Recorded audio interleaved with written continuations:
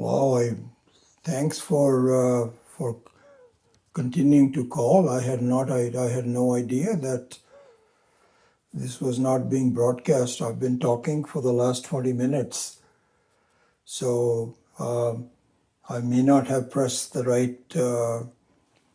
right one. So my apologies. So let's begin again. That's wonderful. That's fine. That was a good practice for me.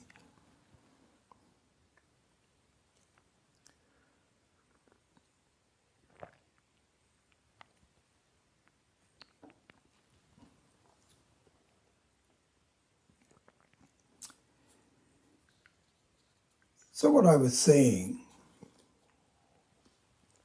I will dispense with the prayers. At least I did the prayers. Is that the Mandukya Upanishad that we are studying is considered to be... Anna says everyone is waiting. I know, Pami. I think somebody told me on the phone that it's not working. So I just corrected it.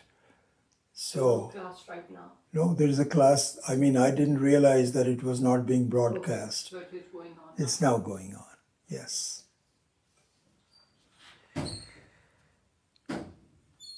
So, Panna, thanks for calling my wife, and she also came in.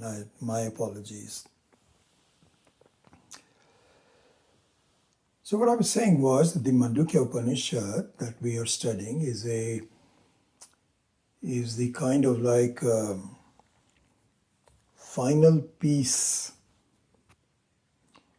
of the puzzle of solving who I am, what is my life all about, and something that should be seen as a simple final puzzle for us to gauge our everyday life.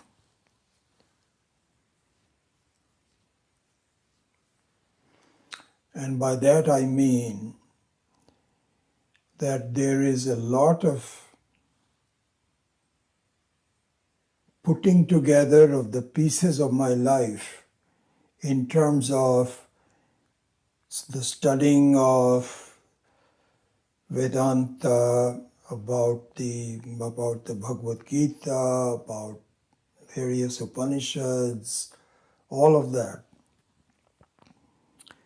But it all should culminate in some very simple messages that I can relate to directly in my daily life. So in that sense, how to put the puzzles or the pieces of my life together so that it makes sense to me and I can understand is what we have to do. So in doing so, the advice by Mahatmas that have also gone through the same process, because we all do the same thing. There are changes between Uttama Adhikari and the best students, and because of the past life and so on. So there are differences, but more or less all of us, the so-called Mahatmas that we have, who have really understood the whole thing, very rare. I remember this discussion that I had with Swami Dayanandji, and then this is what really kind of, I just accepted him as my teacher, my guru, was this discussion. And the same thing is true with Swami Chinmayananji and others, is that you don't become a Mahatma just like that. You have to really understand all the pieces of the puzzles of life, slowly, methodically, putting them all together in a way that it starts to make sense to you. And this is a process of life. Well, you can call it Shravanam, Mananam, etc. Those are overused words. But the fact of the matter is that we must draw from the experiences of life and the teachings of Vedanta some very key messages that allow me to focus on what is going on, what is the essence of my life. Why is it that I am not completely happy? What is it that Ishvara wants me to do? So this culminates in a rather simple message, which we must be which we must be awareful of. And this is what Mandukya provides. I'll give you some reasons for doing that. Excuse me. So you took that example a few weeks ago about a vessel in space. And I had indicated to you that it is a very important example. It sort of dawned on me after a lot of study and so on, that how important that example is. And so very quickly refreshing your memory about that example, what it was that there are, so we actually said, suppose you put consciousness along with space. So you put call it Chit along with Sat, because the Akasha already is Sat. You need, supposing you put Chit just for the sake of examples, you put Chit along with Sat, then what happens? What you find is that the space as it is already there, never created, not possible to be displaced, not possible to be enclosed. Even the thought of doing that doesn't make any sense. You cannot limit it in any way. So this is the natural state of the space. Then what you can do, you can superimpose a sense of limitation on it. That you can do. Yeah. So this was the construct of the example where you had a vessel which has both, and that's why the example was constructed, so that you have both the physical size of the vessel, like a clay pot, and you also put some water in it as a example of putting some thoughts in it. So you have the Sthula Sharira, and then you also have the Sukshma Sharira in terms of the water which changes. It can be hot, it can be cold, it can be dirty, it can be clean, yellow, red, whatever. So you have this vessel which has some personality. It says, I am the Ghatakasha, because of the Chit Swarupa that we imposed on it. So the essence of this example should be understood. This is what leads us to the essence of Mandukya Upanishad. And which is this? The space which is there is natural, not constructed, not caused. It never begins. It is there always. So the sense of unlimitedness, the sense that I am always there, has always been there. This is exactly in the Chandogya Upanishad it is said. So it is taught to the student. It says, Sadeva Saumya Idamagra Asit. That before the dawn of creation, and I say that as a dawn, it is not a beginning. Just like before the dawn of today, doesn't mean that it is a brand new one. It's just a regeneration of the yesterday. So it's like saying at the night time there was nothing but Sat alone. Sadeva Saumya Idamagar Asit. And here it doesn't mean that it is different from you. Then it says Tattvamasi Shvetaketo. That Sat that I'm talking about is nothing but you. So that connection you have to make yourself. But anyway, going back to the very essence of this example of the Ghatakasha and Mahakasha, please understand the essence of it.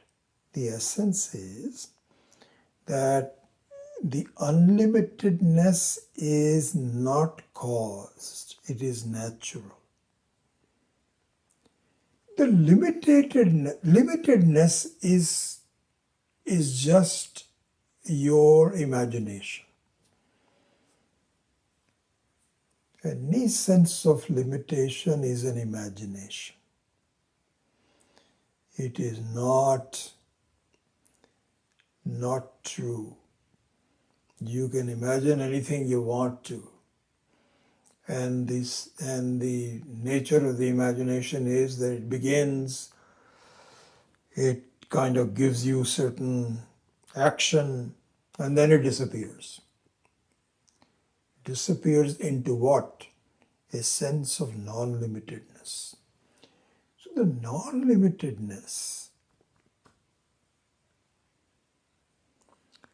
is the truth about yourself.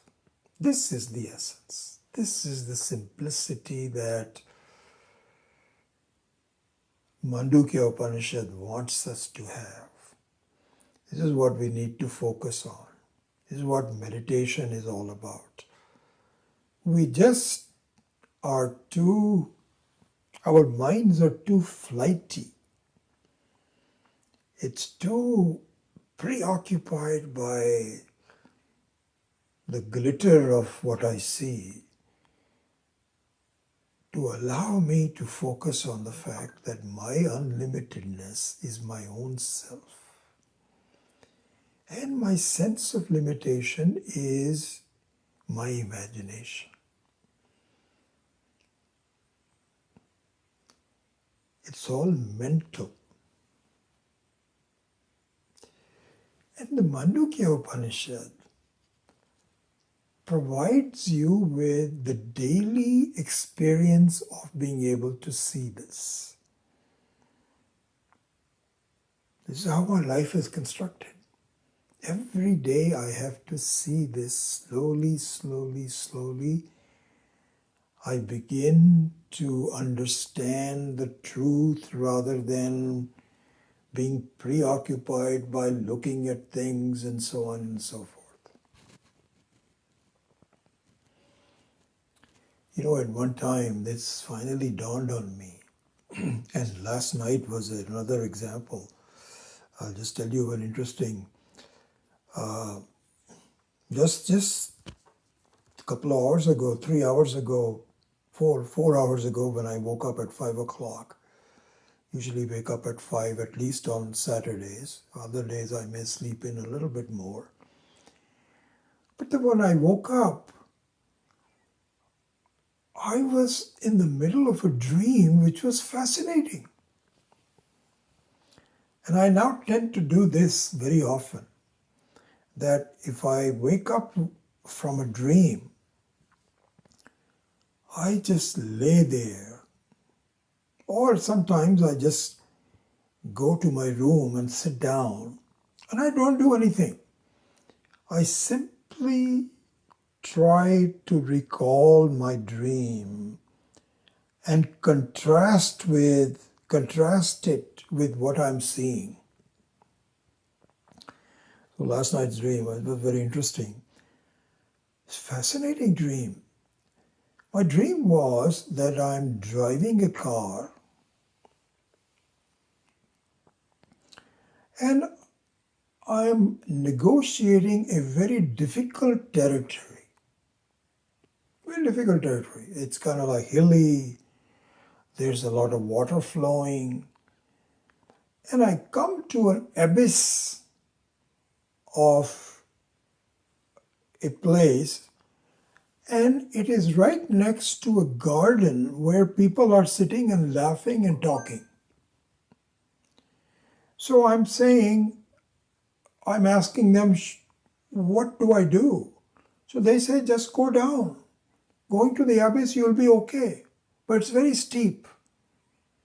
And I'm just thinking, they're sitting, should I believe in them? Or should I not go and turn back? This is all in my dream. Then what I see is, there are a couple of other cars that are coming from the other side, and they just went down. Very steep.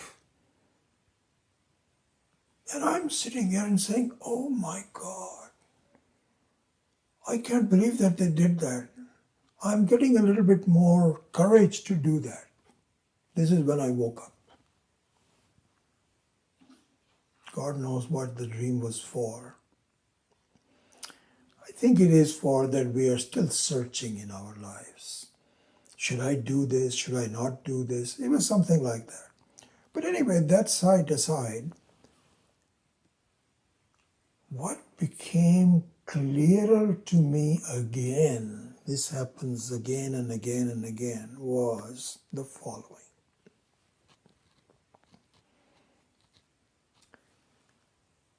My experiences of life are all an imagination.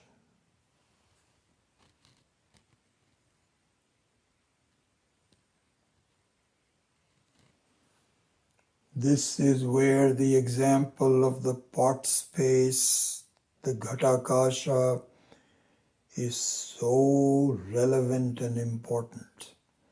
This is where the acharyas, Swami Akhandananda's repeated conclusion and advice that please, the unlimitedness is your own nature. Any kind of thoughts, perceptions are nothing but a dream.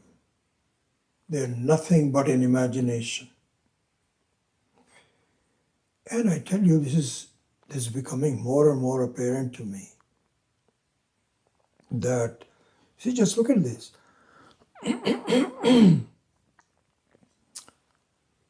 I could not have such a vivid, complete, scary dream unless it was pure imagination. I could not have had that. You see, understand the logic of this. Supposing I am me, my name and my body and so on and so forth. That one is pakka, that is for sure. Then on top of that you can add some things to it. Am I doing well? Am I not doing well? I am healthy, not healthy. But the basis of who I am is unmitigated. You cannot change it. If that was the case, then in my dream also, I would be exactly the same. See, this is what I'm saying. If my present state that I am teaching this class is the reality, And I imagine some other things, like, for example, supposing some thoughts are coming. So for example, I'm feeling bad that I wasted a lot of your time. So those are thoughts that I have at the moment. I should have been more careful. I wasted a lot of your time. People had to call me and so on. But all of those thoughts are superimposed on me as a human being, as a teacher. That's not the case in the dream. In this dream, the whole thing is from ground up completely different, isn't it? So you know what that proves to me? You know what that reminds me? It reminds me that my sense of my life, my experiences is all mental. There is no truth to it. The only truth is that I am the substratum in which all these thoughts are occurring. Just like the space is the substratum of all the various ideas of Ghatakasha and the water in the Ghata and the colors and the vulnerability, all of that is nothing but a temporary sense that creates some havoc in your life. So, you see, let me now summarize. What I'm saying is that the simplicity of your life should be seen through the examples of the Jagrata Avastha, the Swapna Avastha, the Sushupti Avastha, the all of the Antakarana, everything is all nothing but mental alone. There is nothing fixed.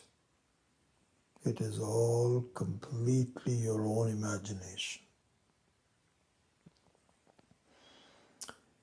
And this is interesting that Swami Dayanandaji's words, many times I still think this is true even now, that wish I had learned this before. Why didn't I know this before? This is what has delayed my understanding. Fact of the matter is, the acharyas like Swami Dayanandaji were saying it even at that time, 40 years ago. But I didn't get it. I was not ready for it. Now I'm a little bit more ready. And now in the form of teaching from Swami Akhandananda, same thing. There's no difference. Swami Dayananda used to say, you are the problem, you are the solution. And I used to say, how is that? How come I'm the problem and how I'm the solution? Didn't quite get it. Now I do. You know why? Because it's all mental. Totally mental. We'll go into some more specific examples of that. I'll give you a small sample of that. So this is analyzed by Swami Akhandananda in the words called Sambandha. So I'm just thinking, I think I'm warming up to the idea that one of these days I'm just going to do a podcast on the meaning of some specific Sanskritam words. So many of them. That'll be a very interesting one to reveal. So I'm just taking the example of the word Sambandha. So the word Sambandha, Swami Akhandananda so nicely explains, and it ties into this idea that all of my experiences are mental. Ties into that idea. He uses the word sambandha. So he says the word sambandha in Sanskrit means connection. Means I am limited. I am connected to it. So it comes in two. One is called bandha, and one is called sambandha, samyak bandha. So what is bandha and what is sambandha? He says that suppose you created a crime and the police caught you and put handcuffs on you, as it is done. You know, you find these people, their hands tied behind them. And I sometimes wonder, oh my God, how must it feel? And so you are physically restrained. This is called bandha. Then what is sambandha? Sambandha is very important. Sambandha is a feeling of being restrained without someone putting handcuffs on you. All right, I understand that. So what? So a lot. Swamiji says, please see, it is all mental. There is no real limitation. What you impose is self-impose a limitation on you. So whenever you are attached to a person, generally speaking, the most binding one is to our own children.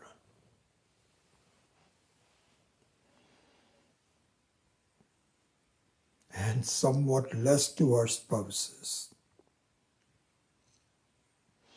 Because, you know, spouses, there is always a possibility of separation, divorce. So you always have some kind of a you know, steam valve that you can open and say, if this doesn't work, I don't have to stay married to this person. I can walk away. But you can't do that with your children. You cannot do that with your mother, with your father. And I remember Swami Dayanandji, you know, I still recall, this is so interesting, when he was extremely ill,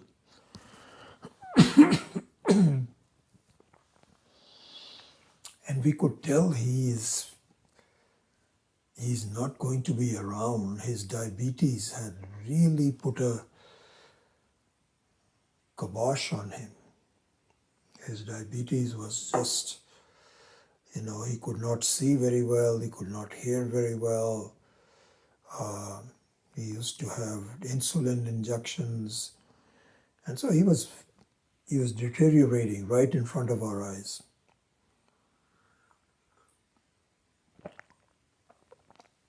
And so were the opportunities of listening to him.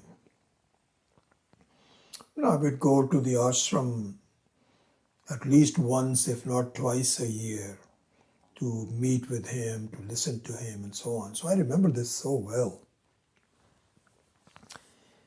In the last few discourses that he did, I think in most cases, Swami Dayanandji would not talk about a specific text. He would talk about concepts that are common to all the texts.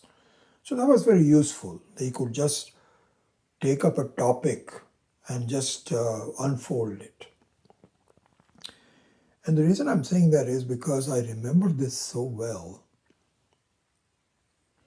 that the topics that he was most interested in talking about is sambandha. He would unfold in the meditation in the morning, asangoham, aham asanga, I am not related. So that would be the meditation. Then during the day for the classes, he would talk a lot about sambandha. So he would say, and in fact, I remember giving examples. He says, he would have, if you've been to the ashram, he had in his house a room where you could make an appointment to see him. And so there will be a secretary who would keep a track of who wants to see you. So Swamiji, in between classes, he would see it. And he would see a lot of people and so on. And then he would give examples of that. So he would say, I still don't get it. You have been studying Vedanta for so long, because it's all people that come and complain about it. My mother bothers me. She has this habit. My son, he's giving a lot of problems, and he's not listening to things like that. He would say, and he would say, he was somewhat disappointed. We've been teaching, we've been looking at it for so long, and you still have the same kind of complaints and so on. And then he would try to teach. He says, this is self-imposed, my dears. Let go. Let them out of your mind. Let them be free. Why are you getting so upset about what your mother says to you and what your son does and doesn't do? Fine, you had, we are all, you have to be born into this. And we need to have mothers, we need to have sons and daughters and so on. But then, why do they have to be constraining to you? Do the best you can. And let them be happy. You be happy. Why? So, this is an example where the whole thing is nothing but mental. This we need to really, because we fight it. We say, no, it's not all mental. It's not all mental. So here in this sphere, it's very different from what I was going to do. It's just the way it turned out to be. Swami Khandananda very beautifully gives a description of you as a conscious being, a jiva. He keeps the word jiva. Jiva means a conscious being. So he keeps that word. He says, see yourself in three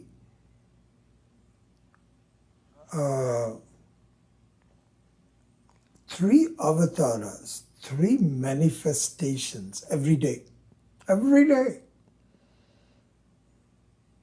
This is the message of Mandukya. Ishvara gives you a chance. How many days do we have? 365. All right, the first 15, 20 years, you didn't recognize it. You should recognize it by the time you are 20, 25. And however long you live, let's say you live 40 years or 50 years after that, 50 times 365. How many times is that? I can't even count. Every day you get a chance to review this fact. What fact? That you as a conscious being, as a jiva, has three avatars, three manifestations every day. What are the three? Okay. In the parlance, the definition of what we already know, you are a pratibhasika jiva, you are a vyavaharika jiva, and you are a paramarthika jiva. This is the first time I've seen him use the word paramarthika jiva. Yeah, for the sake of continuity and structure, it's good to look at it that way. So he says, you have three manifestations every day. Let's understand what that is. What is a pratibhasika jiva?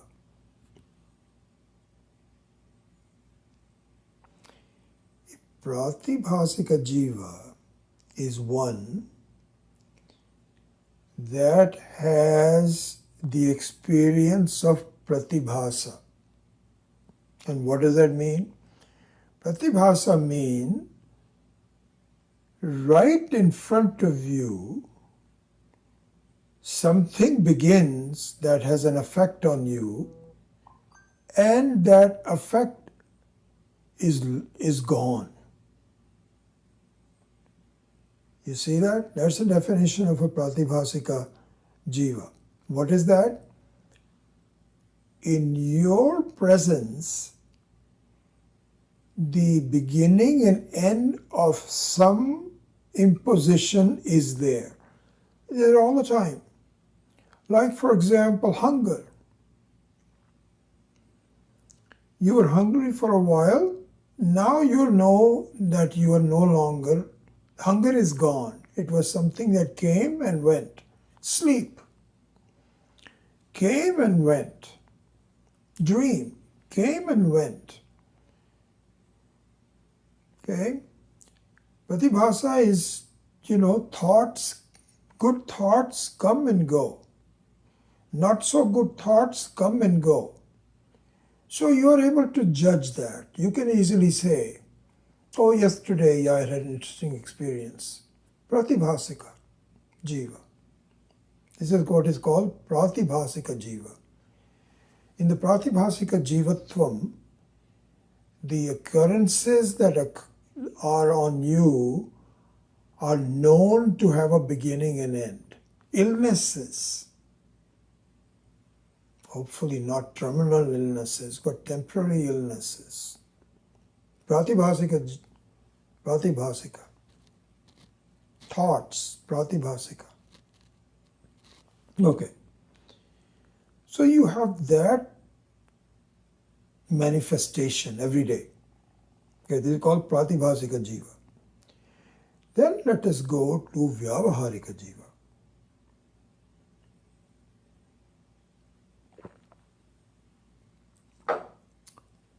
In vyavaharika jiva, there is a difference that unlike vyavaharika jiva, the pratibhasika jiva is your own personal ones. No one is aware of that. No one shares it with you. You're the one who's having a dream. You're the one who's sleeping. You're the one who's thinking. You're the one who's ill. People can see you're not ill, so that may be stretching it a little bit. But anyway, vyavaharika jiva means there is in fact a superimposition that appears to be very persistent. So look at those words carefully.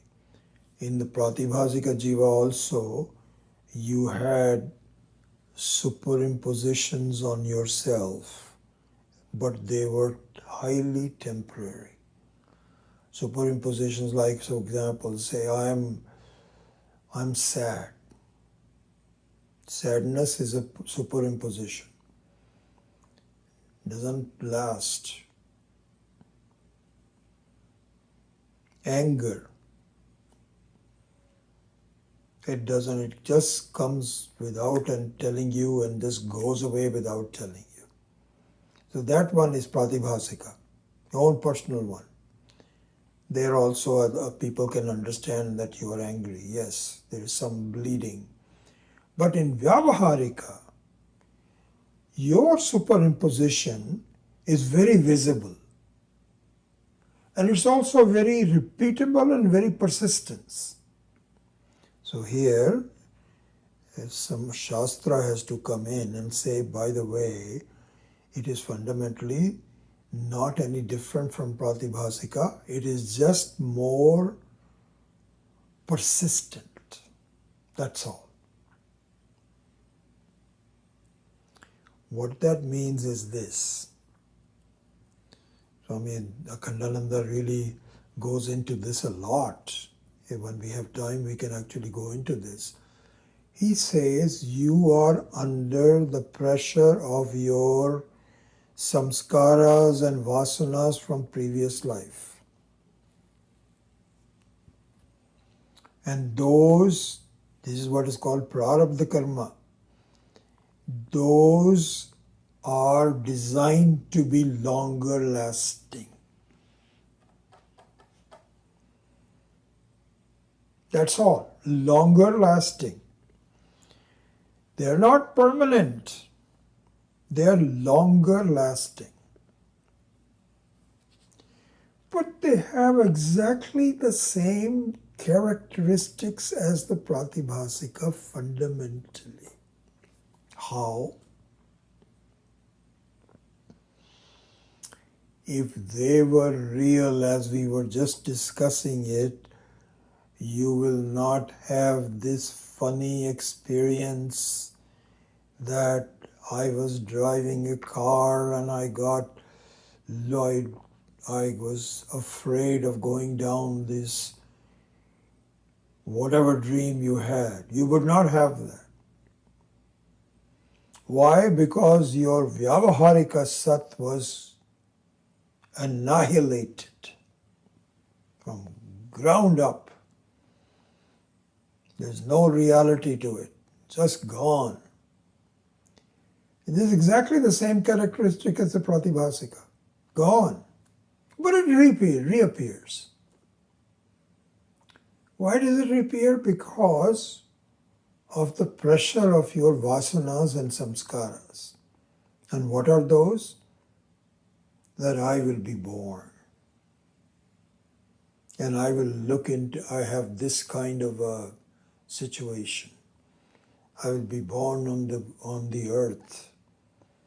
And then there will be stars and there will be sun and there will be parents and there will be the government, Donald Trump in your life, creating problems. All of this is just your prarabdha karma, which appears to be very persistent. And it has its own laws. Your prarabdha karma is going to last you for this life, including very possible that you may have a terminal illness which will not go. The only time it will go is during deep sleep. There also it becomes gone, but otherwise your sense of illness will continue on throughout the life. But the moment you take another life, that illness is gone. So really all we are talking about is the length of time. That's all. During that length of time,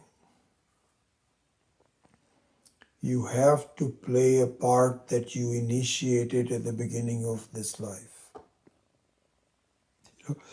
That reminds me, Swami Kandananda gave a very beautiful, very surprising, beautiful but very surprising fact.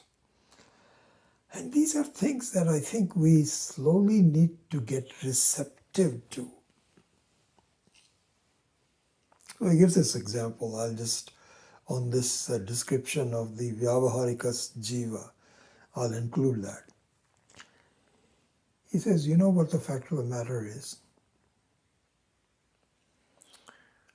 I should really just take that section. I don't remember which book I was reading. I'm reading several books and it was given there. So I'll just take a few minutes and then just talk about that. So he says, when you are born,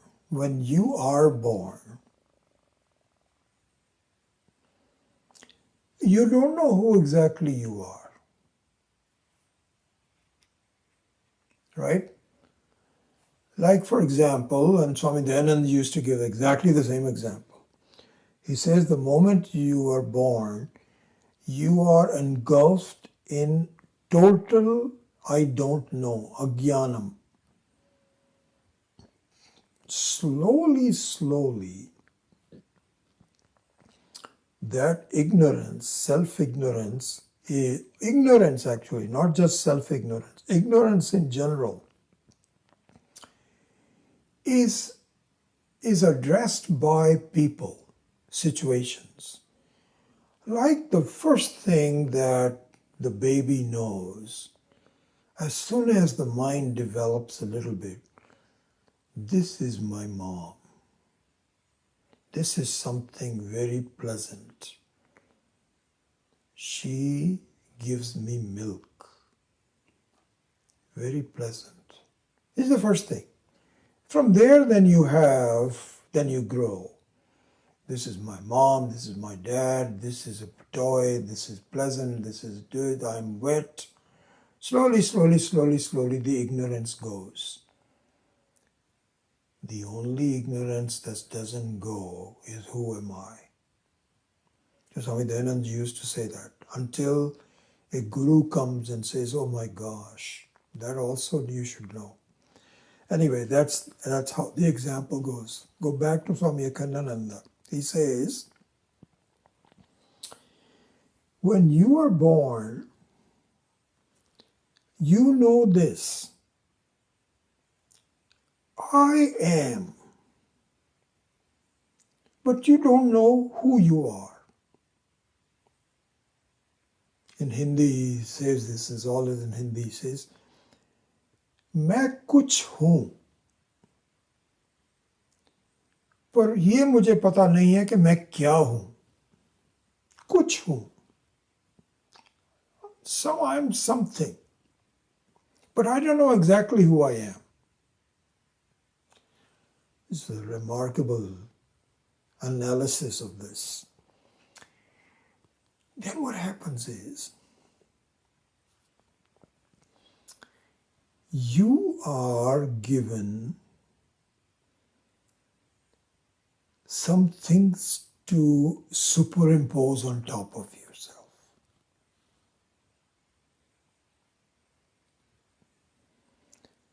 A name is given to you. And you are supposed to accept that. This is me. That's my name. A relationship is given to you.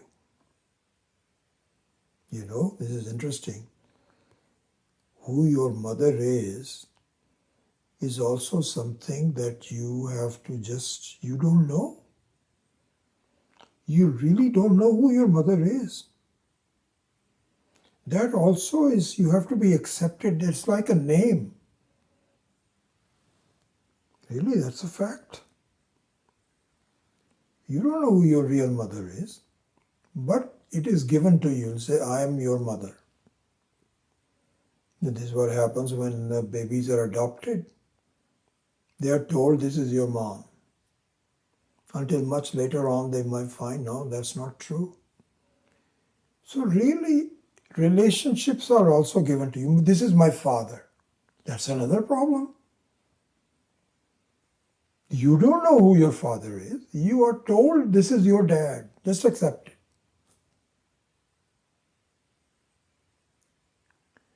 And Swamiji says, Swami Kandananda says, in the Indian context, you are a Brahmin. And the baby is told, when the baby grows up, do you know who you are? You are not any one of those other castes. You are the best. You are the Brahmin. Don't you ever forget it. And the person says, Brahmin, what does that mean? I will tell you that later, but just have that. So really everything is sort of told to you. Swami Kandananda gives this example, which I don't know if I can relate to, but he says, there are people, for some reason or the other, they are mad. And not like I'm mad, I'm angry, but they've lost their sense of who they are. And you can find them in whatever happens to them. They don't know who they are, what's happening to them. They wander around. So, Swami Kandananda gives this example. He says, in every village, in every town, you find people like that who are just mad. They don't know who they are, what's happening. So people take advantage of that, and he says, okay, you are such and such. And they'll say, really? I'm such and such? Yes, that's who you are. Okay, you are supposed to do this tomorrow morning. You take my garbage away that's what you're supposed to do. And the guy accepts it. Because he doesn't have any mind to really, he's lost his mind. So whatever comes, he just accepts it. Swamiji says, do you know something? That is what is happening to you. This is an example of the Vyavaharika Jiva. See, this is the definition of Vyavaharika Jiva. In the Vyavaharika Jivatvam, due to your previous samskaras and vasanas, some things are given to you. You are born in a family and you are said, okay, from now on you are this much. That's not who you are. But you are now, this is what is called drilled into you. Drilled into you by society, by your family, by the circumstances, and it lasts you for a whole life. Unless you start to independently inquire. So all this is really superimposed on you. See, this is what we're saying. Just to finish this thing off. In the Pratibhasikas Jivatvam, sense of a Jiva, of a Pratibhasika, you yourself can tell the beginning and ending of the Adhyaropa, of the superimposition. You yourself can tell. Yes, this is a illness that I have. I got a cold. And you know that the cold, unless they become some problem, will come and go. You just take some rest, take some medicines, and it will go. This is what is called Pratibhasika Jiva. In the Vyavaharika Jiva, the same thing happens. Something is superimposed on you,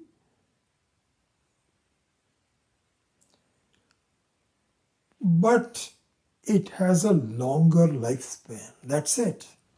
No other difference. And you just accept it.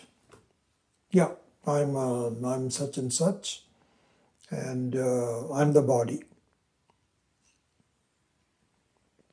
Even the fact that you are the body is also superimposed upon the previous karma. You take into life into a body, and it can be a healthy body, it can be an unhealthy body, whatever it is. But that is also given to you from Swami Akhandananda says this so well. He says this is like a set of coordinates that are imposed on you from your previous lives. And those are also very similar to the Pratibhasika, but how are they similar? They also can go in a dream. They also disappear in a sleep. So this is where the makeup of the human, if you're just looking at the human life, the makeup of the human life is so beautifully given by Ishvara. That see the similarities, they all look the same. But because of the fact that those were drilled into you from the very beginning, this is your mom. Don't question it. This is your dad. And this is your son, this is your daughter. And just because you gave birth to then the relationships. So these relationships and these facts are what is called Vyavaharika Jivatva. And I was just looking at my notes. In in the Hindi word for mad is pagal. When we all grew up with the use of the word pagal, वो तो पागल है, पागल हो गया. The people that lose their minds, they're called pagal ho gaya. So this pagal person, the young youngsters who really know this guy is pagal because they're wandering around not knowing exactly what is going on. You see them. Even in our life, we can see them. So they make fun of them in saying, okay, from now on, this is your job. And they accept it because they don't really reason. In a way, each one of us is a pagal.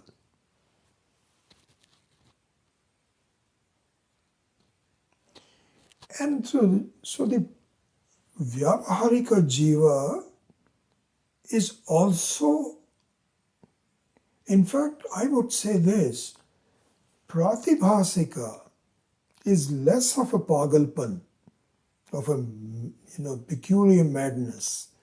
Because in Pratibhasika Jiva, what happens? This is exactly what I see happening. That somehow depression has become a big fashion.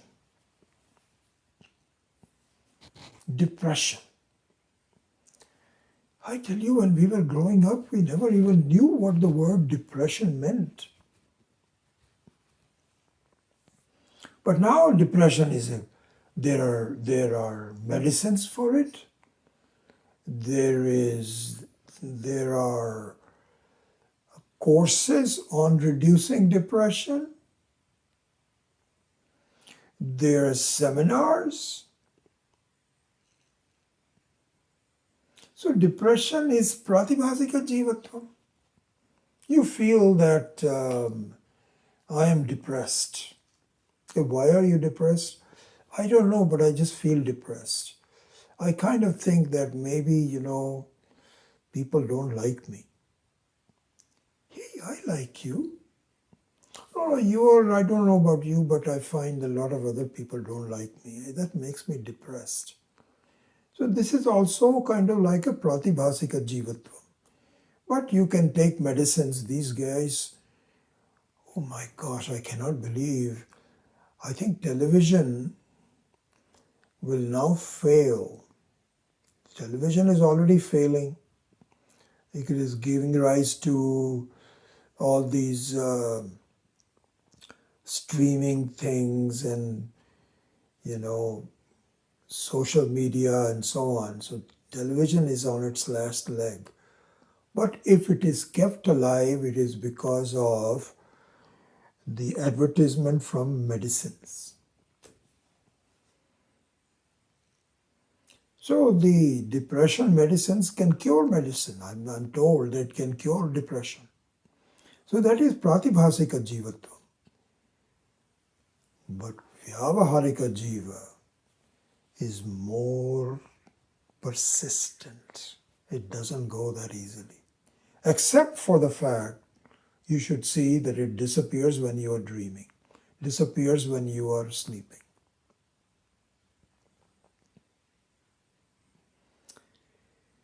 Then comes the last one, which is the really interesting one, which is called Paramarthika Jivatva.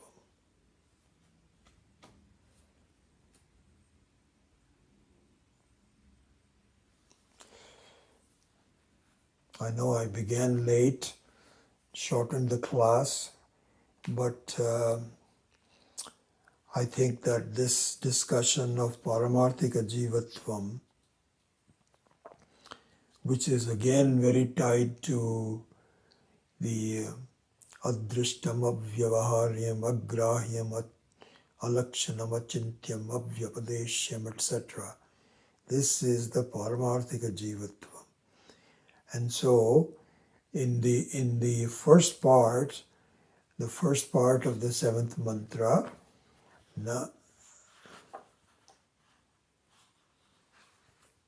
all these antah-pragyam, bahish-pragyam, etc. are associated with pratibhasika jivatvam and vyavaharika jivatvam. And adrishtam, avyavaharyam, etc. is the paramarthika jivatvam. So we will now go into that next time. Om asato ma satgamaya tamaso ma jyotirgamaya mrityor ma amritam gamaya. Om purnamadav purnamidam purnat purnamudachyate purnasya purnamadaya purnameva vashishyate. Om shanti shanti shanti. Hari Om. Shri Gurubhyo Namaha. Hari Om.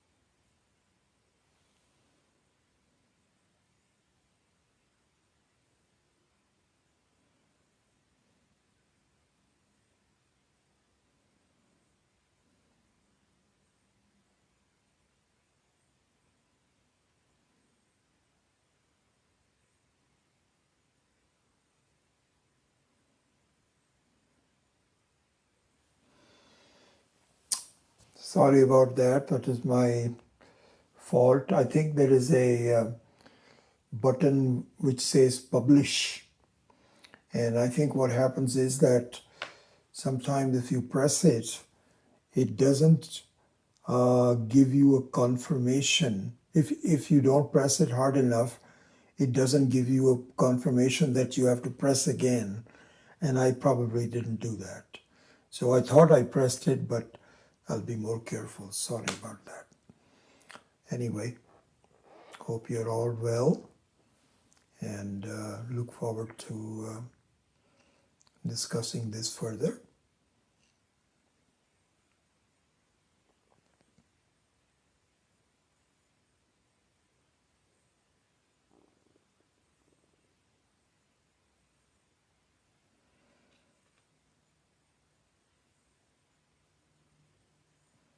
Okay, we'll see you later.